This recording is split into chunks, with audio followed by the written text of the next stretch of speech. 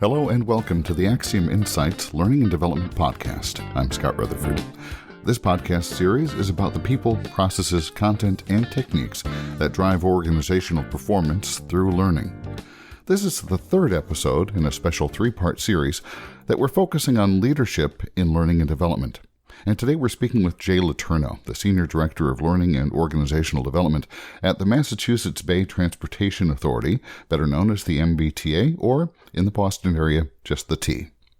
If you're listening to this as it comes out, this is June 2023, the themes Jay touches on in this podcast conversation will also be the topic of a special workshop that he's leading at the Training Industry Conference and Expo, or TICE, in Raleigh later this month. If you'd like to learn more about how to join us and Jay for this workshop at TICE, you can contact me through the AXIOM website, axiomlearningsolutions.com.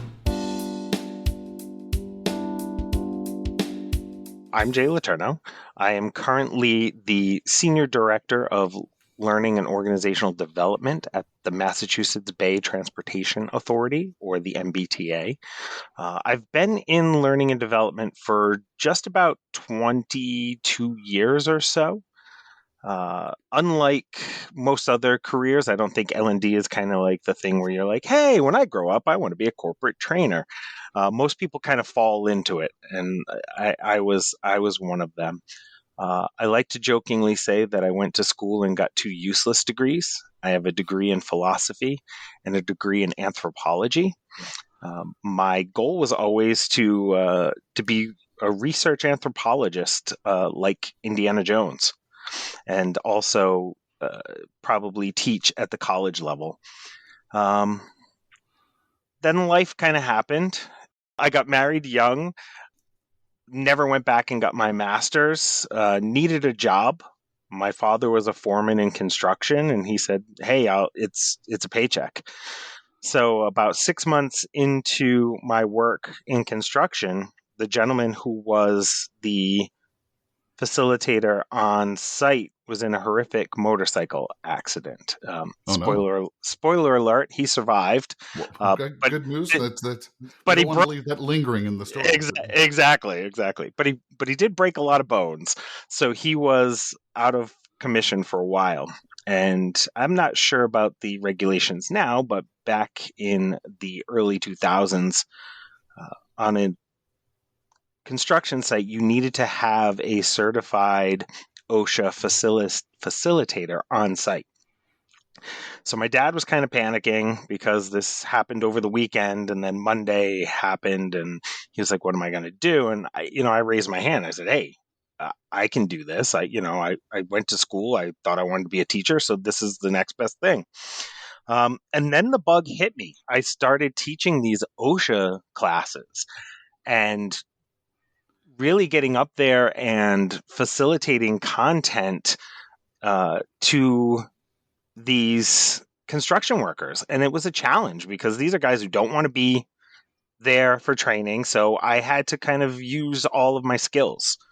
I had to open up that bag of tricks and really, use humor and really talk about the WIFM and why we're here talking about these different topics. And I always say, if I could teach sexual harassment to a bunch of construction workers, I can facilitate anything. So that was the bug that bit me.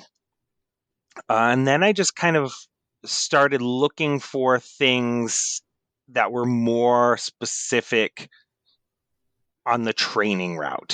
So my first job outside of construction, I started as a facilitator at a small franchisee for fast food.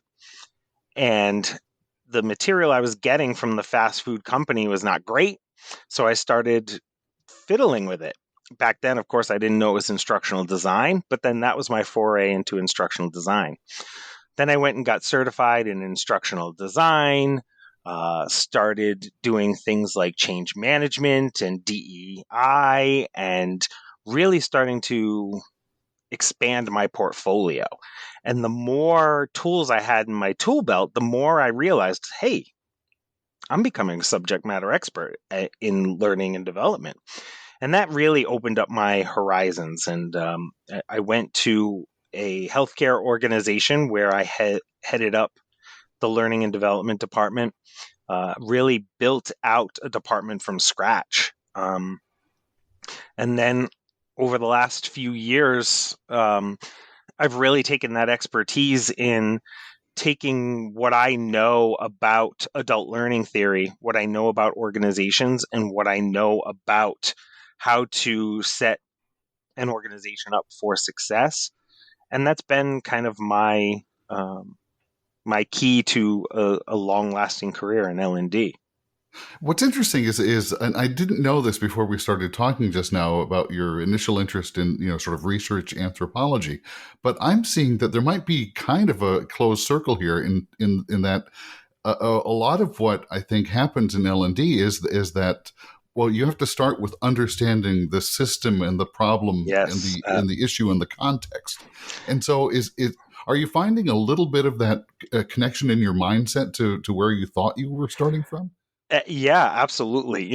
I know I said earlier, I jokingly say I have two useless degrees, but I think both philosophy and anthropology have set me up for the mindset of how to get into the place where people are passionate about things. And anthropology, is the study of human culture.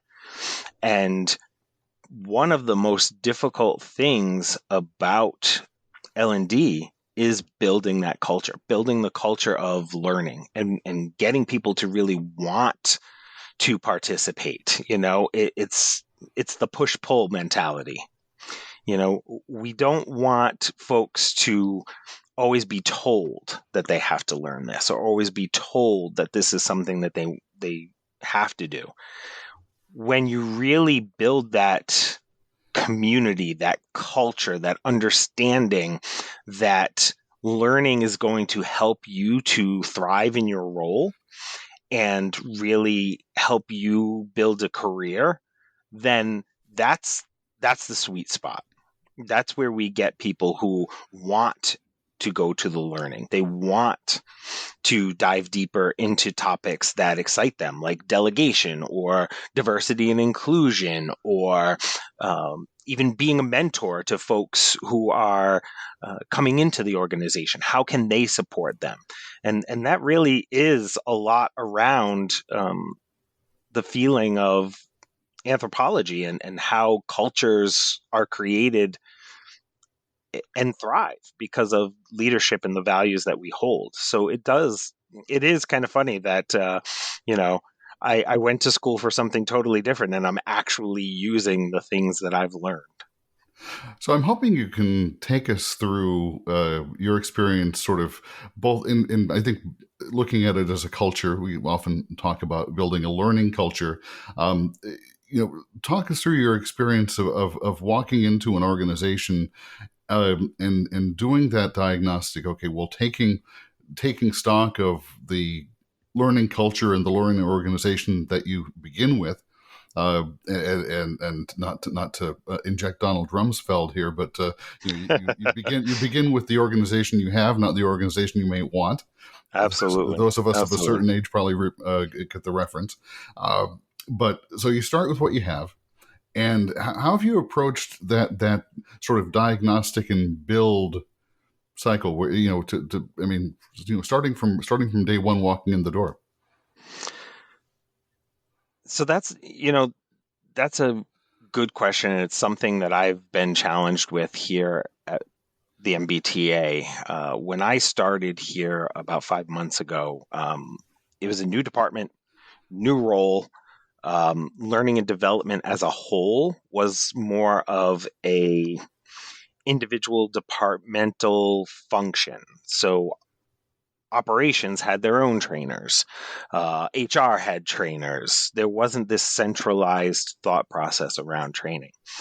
So as part of my kind of gap analysis, needs analysis of what the organization needed, I had to take a boots on the ground approach and start talking to individuals. And I started with leadership. I think leadership is a good indication of what a culture should be.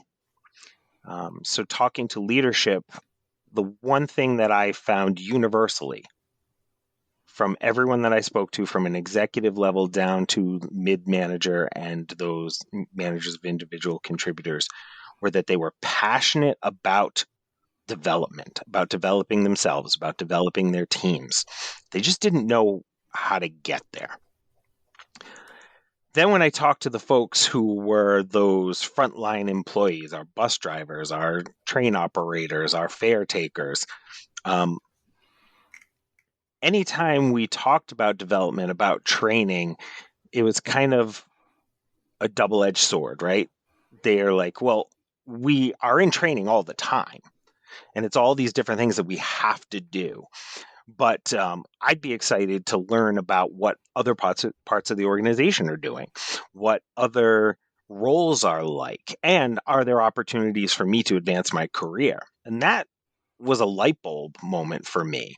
So you've got the leadership up here in corporate saying, yes, we want this culture of learning and we want it to be top down and we feel passionate about this. And then as it trickles down to those frontline folks, what they're talking about is being inundated with compliance trainings and specific role trainings and different things that they had to do. What they're really looking for is that opportunity for growth and personal development.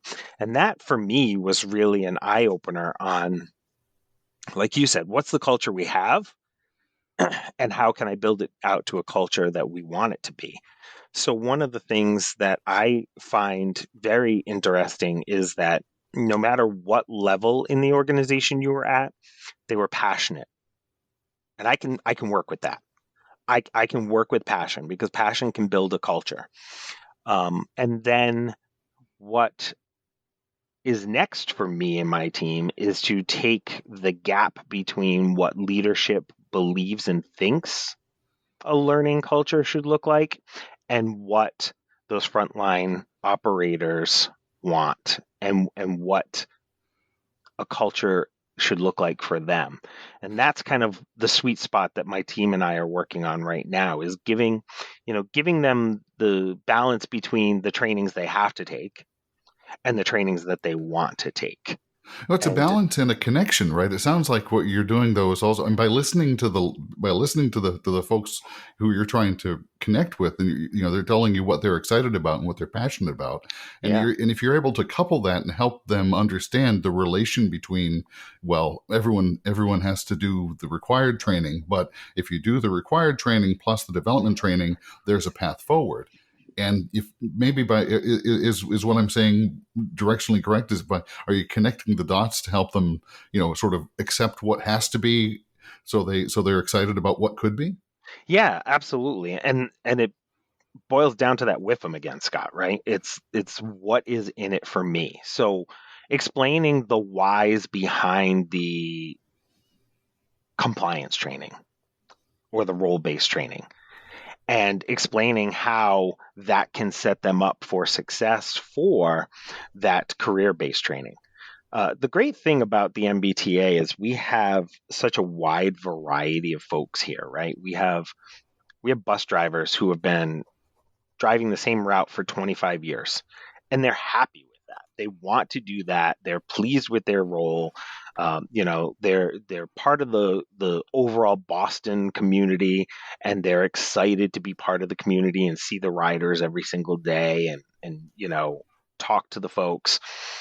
But they even say to me, there's things I think I could learn. I think there's things I could learn about customer service. There's things I think I could learn about de-escalation of an issue. There's things that I think I could learn about health and safety as far as CPR and different pieces like that.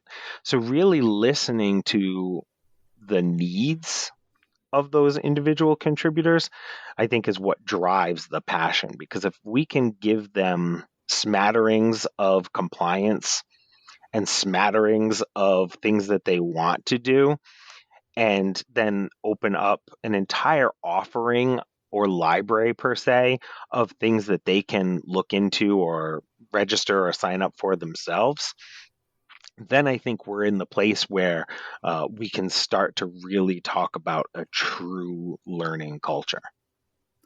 So you mentioned when you started with the MBTA a few months ago, 5 months ago, that training resources were largely decentralized, to put it that way. Yes. How have you gotten your arms around that, and where are you taking it?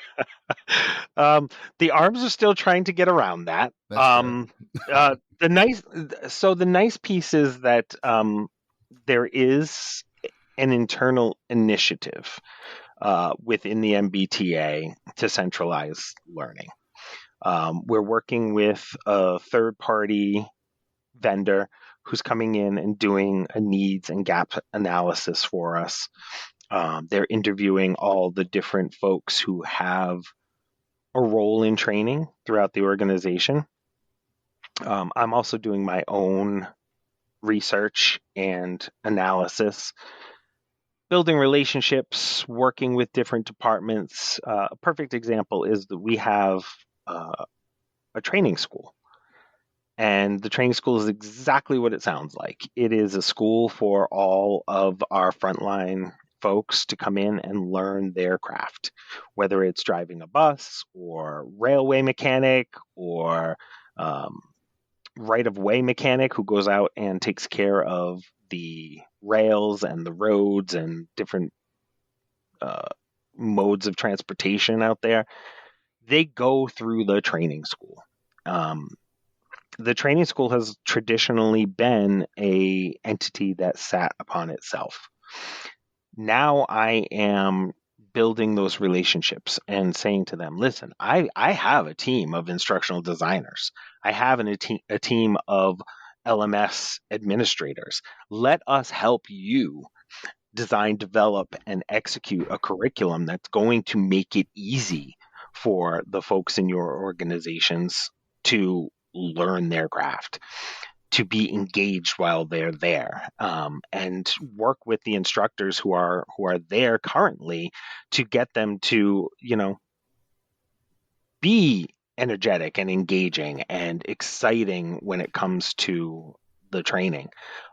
Just building those bridges and building those connections, you know, it, it may end up where the training school reports under LOD at some point, and I do actively own, quote unquote, the responsibility and the output of that particular department. But if not, I want to build that relationship so that they understand that I'm here for them, that they understand what good looks like, and that I can pass on best practices and ideas to drive learning.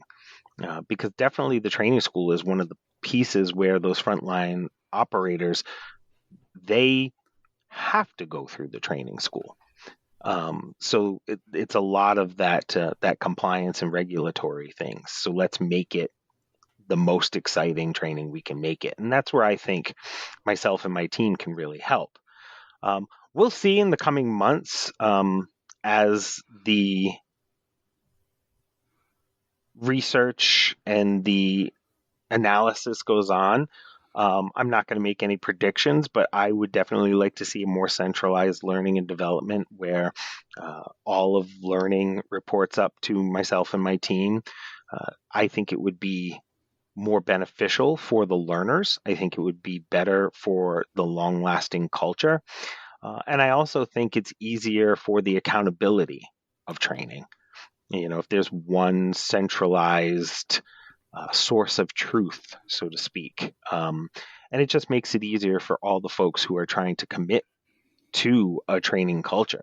I know that there are people out there right now who are working for different parts of the organization who are passionate about training.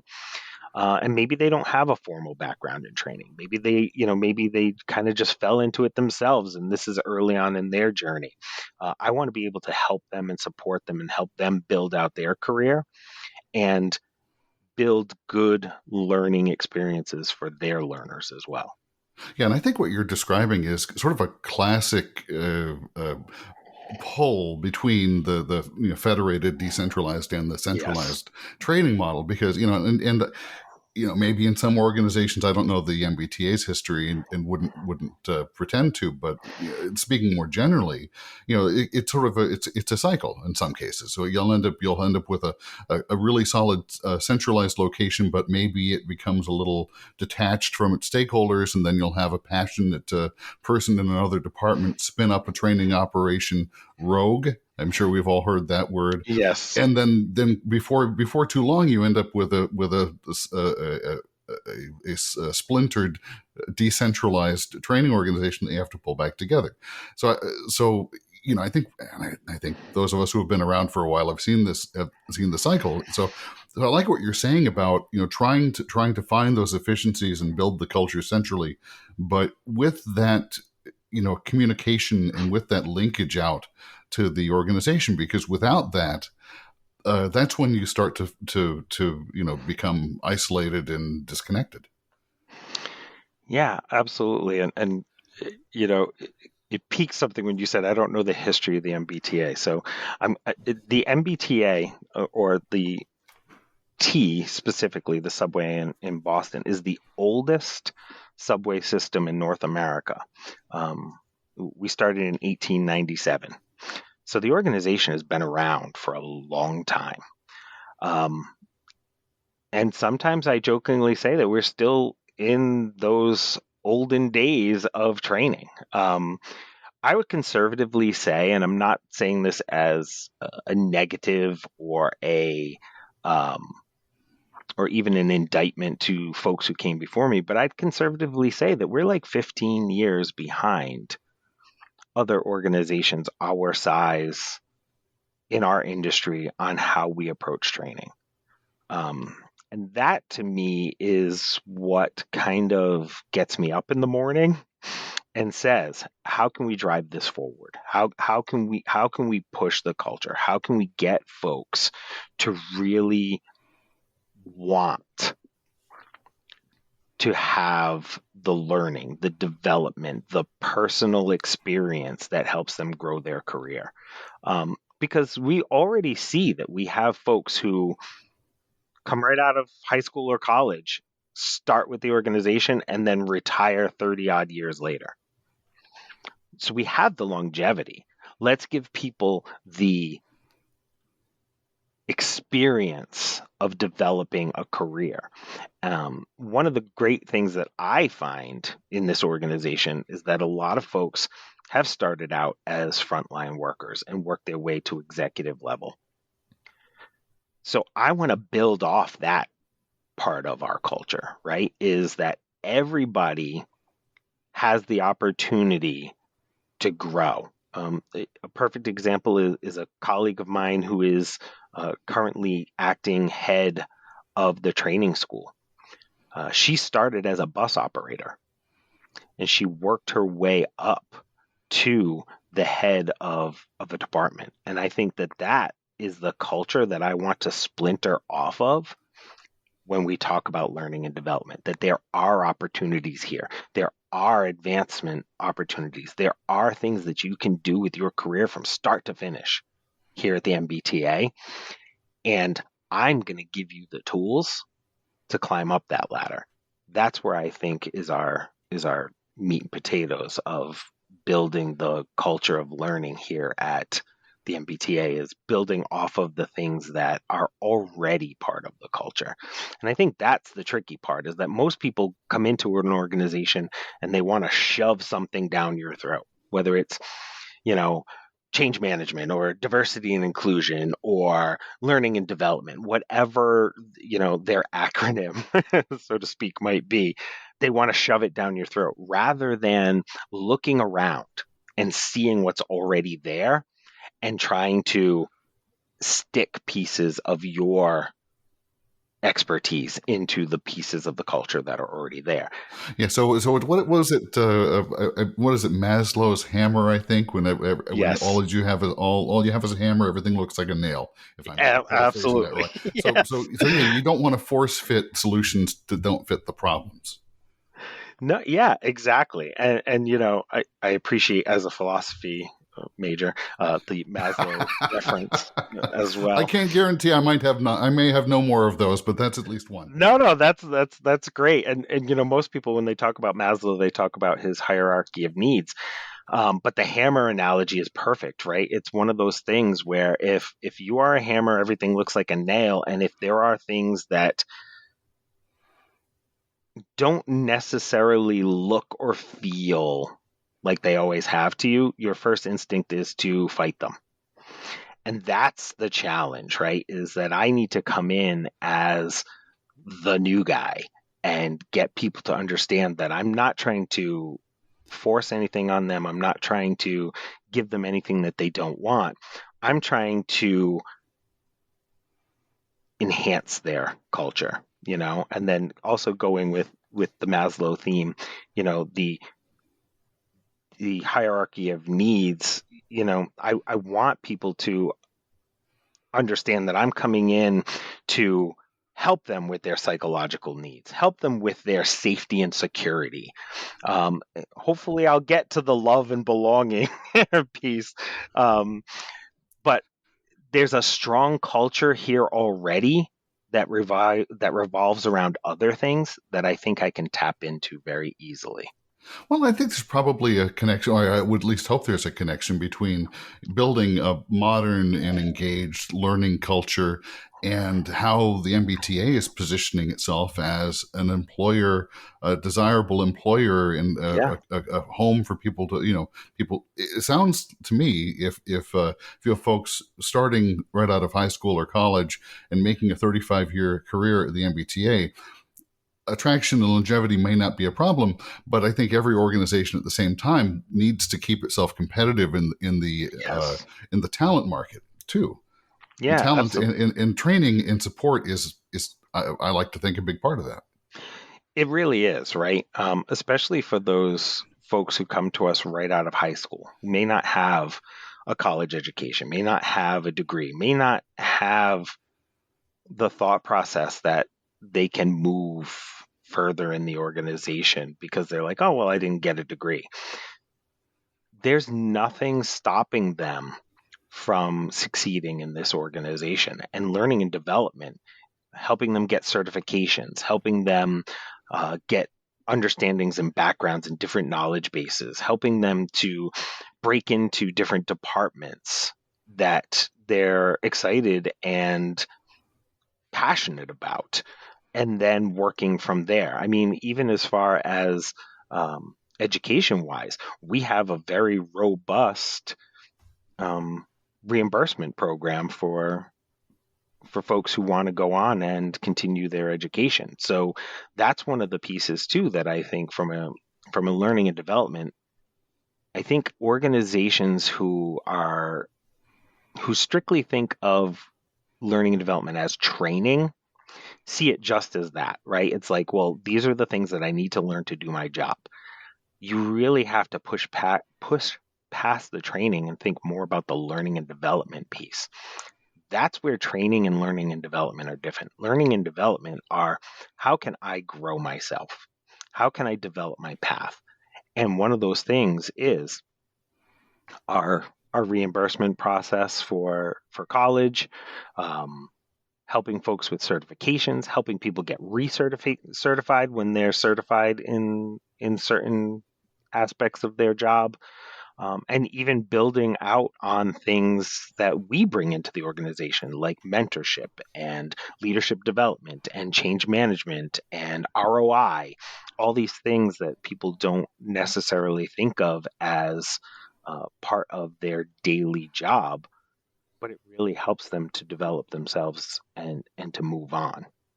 And as a leader of the learning and development function, to make all that come together, I think, maybe this is a closing thought, but you're bringing together, parts of that puzzle are going to be owned. It's different organization by organization, but typically owned by different people and groups. Tuition reimbursement, in my experience, typically is somewhere over in HR, which may or may not be the same people who are doing L&D. Coaching and leader development may or may not be the same group, and so on. So, being able to pull those together and make a make a logical whole out of it, a total that you can then put in front of your learner audience and say, here are your options that make sense and that are in Yeah. one place. That it can be a challenge. Yes, it really is. And I think one of the advantages that I have is that my department and my team, we do report up to the chief HR officer. So we are smack dab in the middle of HR. Um, some organizations that doesn't work. In ours, it works quite nicely because a lot of the pieces that are around organizational development are under me. So performance management is under me. The tuition reimbursement is under me. Personal growth and development, IDPs, things like that, those all fall under me. And the nice part about that is, as you said, Scott, now I can kind of build this portrait of what L&D should look like by taking these different puzzle pieces of personal development plans, tuition reimbursement, growth opportunities like certifications in change management or leadership development or manager 101 for folks who are new to the organization or new to management. And all of these different puzzle pieces are building together this tapestry that I'm hoping is going to be the culture of learning and development at the MBTA.